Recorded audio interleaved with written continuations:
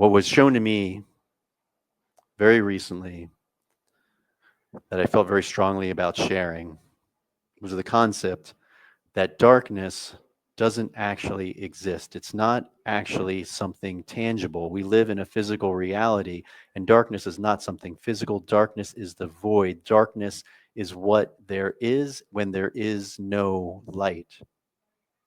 Darkness is what is left when there is no light. You cannot turn on the darkness, you have to turn off the light. And so, at this moment in time on this planet, we humanity, there's a lot of talk about darkness. And the message that came through very loud and clear was that if you wish to see less darkness in the world, you need to put more light into the world. And I will say it again, if you want to see less darkness in the world, put more light into the world. And just as we were talking right before I started, we were talking about our own power and energy being stronger than what is out there and not allowing what's out there to change who we are in here. And it's just influence, it's just energy influencing energy. And it's understandable. It's not about putting judgment on anything. What is happening out there is part of creation. And what's happening out there is creation upon creation upon creation upon creation. And in case you're not understanding what that means, creation isn't one single act. It's not one single person. It's not one single thing. Everything in this reality is created upon a previous creation, upon a previous creation, upon a previous creation. The chair you're sitting in, somebody created that particular chair. That particular chair is made out of particular materials. So those materials had to be brought together. They had to be mined. It all had to be brought to a factory. There were so many people, so many hands involved in creating the chair that you're sitting on. But even before that, somebody created other chairs. Somebody had to create the concept of a chair. Somebody had to sit on a rock and say, oh, I want to sit down. This is kind of comfortable. Maybe there's something else I can do with this shape to make it more comfortable for me to sit here. So the chain of events that goes into everything you experience, there truly is no singularity. There truly is oneness in every piece of creation, because everything you do, from the floor you're standing on to the chair you're sitting in to the room that you're in, we are inside a mall. Somebody had to come up with the concept of the mall. Hundreds and hundreds and thousands and hundreds of thousands of people across the time and space of humanity, as far as malls have existed, have worked with building malls and building shops and commerce. We're also commerce, we're also business. Do you see where I'm going? Everything is connected to everything else. And we don't ever stop. I don't want to put that on you. I don't ever feel that humanity pauses long enough and really feels into the true connectedness of this reality, the true connectedness of our lives, the true connectedness of creation. You pick up a cup of tea and drink it. That tea came from somewhere. It was it was picked by somewhere. There were hundreds, if not thousands, of people involved in bringing that to you. And even the type of tea that you're drinking, that's a particular brand. That brand had to be built. Somebody had to imagine it. Somebody had to market it. Somebody had to put it together. Somebody had to manufacture it. Somebody had to deliver it. Do you see the importance of collective creation?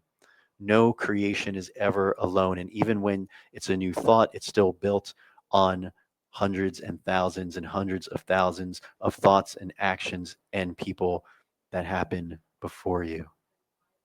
But here we are, humanity. Here we are right now in this moment of our lives, in this moment of creation, writing on the creations of everything before us, writing on the ancestors that came before us, writing on all stages of humanity, of thought, of emotion, of progress that have come before us. And even within this time when we feel there's so much struggle, it's so important to remember how far we have really come. Look back 10 years, look back 50 years, look back 100 years, look back 1,000 years. 1,000 years is nothing compared to how long the universe has been here, how long our planet has been here. So it is important to also put things in perspective, to remember that even if we feel stuck, even if we feel that things are not going right, things are amazing, things are beautiful, things are perfect, and things are always progressing. We are always creating, we are always evolving. Creation will always improve upon itself naturally. We will always want to improve upon ourselves naturally. And the real pain comes in when we're blocked from seeing that, when we're blocked from seeing who we really are, when we're blocked from allowing our true light to shine. So let's go back to the light and the darkness. In our solar system, we have a sun. The sun is shining. That light comes to the earth. The light helps create life, it helps sustain life. That sun floating in space, floating in the cold darkness. That sun is the light of our solar system. The darkness has no power over it. The only way our solar system would go dark is if that sun stopped shining. And so I promise you, the only way humanity will go dark is if all of humanity stops shining. So it is in our hands. It is in our hands to continue shining, to continue being the sun, to continue being the light, filling the void of darkness. It is up to us. And we naturally have a light within us, just like the sun naturally shines. We naturally have a light within us. And that light within us is always shining out into the world. And when it's not shining out into the world, here's a little tip for you that I would wish to share. If your light is not shining out into the world, it is not because your light has dimmed. It is not because your light has died. It is an impossibility. What is happening is your light is blocked. What creates night? The sun doesn't stop shining to create light. The earth just moved in a way that blocked the light, creating shadow. And so when we block our own light, we see shadow. And what blocks our light is a myriad of things. And it's all energy, things like trauma. We end up putting up walls. We end up creating a density in our field. We actually lower our vibration to create a denser field to block things. And here's one of the misconceptions of protection is when we're hurt, when we're traumatized, we harden ourselves and put up a wall to try to keep the pain out. And what we don't realize is we now prevented our light from shining. We now preventing ourselves from shining out into the world. We think we're protecting ourselves, but in a way, we might actually be harming the world. And that's not necessarily the best way to put that. And this is where Nancy comes in. I will thank Nancy because Nancy is helping me with my language, and I still have a long way to go, but we just started. We just started. And it is true though that even in language there's positive and negative. Just like energy there's positive and negative, and it's not about putting judgment on positive and negative. It's just two ends of the same spectrum. Yin and yang, light and dark, positive, negative. We put the judgments onto things, and it's our job to let go of the judgments and not put judgments onto things, but just allow things to be what they are. And so once again, the sun is in the sky, the stars, all the stars are sun shining into the darkness. The sun shines no matter what. It knows it is the light, it knows it is the sun, and it is surrounded by darkness. It is surrounded by the cold, dark space. But does the sun complain? Does the sun sit up there complaining about all the darkness around it?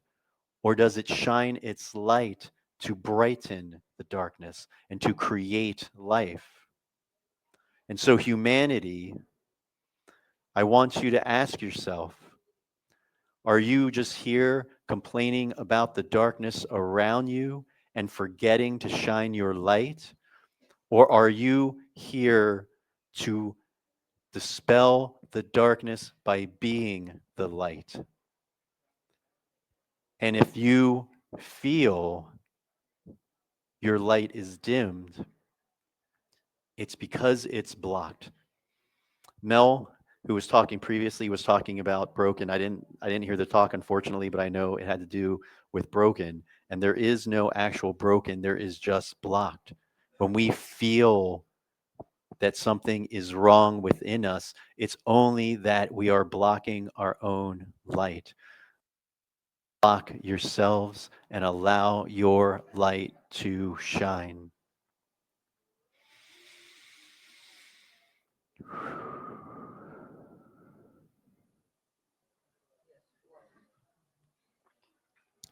For those out in the world, for those of humanity that feel right now is a dark time, that feel right now is a hopeless time, that feel right now there is anxiety, there is pressure, all of these feelings, all of these feelings, when you feel a feeling, they are your feelings. They are influenced by what is around you. It is very easy for us to shift our vibration and to sync with another vibration that is outside of us. But true, true beingness, true beingness is allowing yourself to always be who you truly are.